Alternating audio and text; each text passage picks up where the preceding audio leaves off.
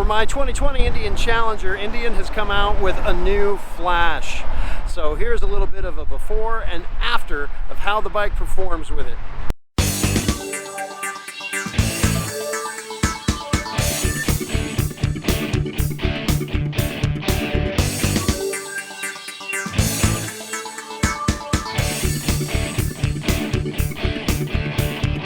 Recording an extra vlog because after this demo I want to take my bike, my 2020 Challenger base, in to get a new ECU flash that Indian has come out with.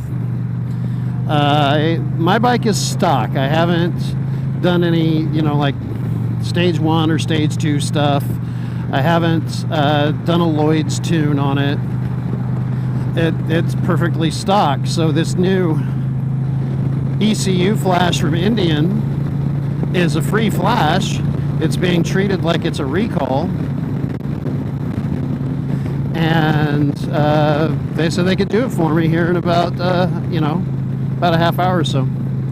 So after this demo ride, I'm gonna pull my bike into service and get that taken care of.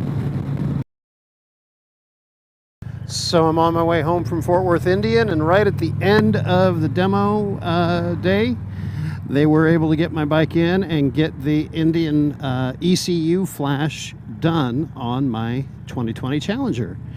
And I will say that I do have more throttle response. It is smoother. Everything rides smoother. It feels like the bike's not trying as hard anymore to go to the same speeds that it used to. It's not blow my socks off difference, but there is a difference, and it was free. You can't beat the price.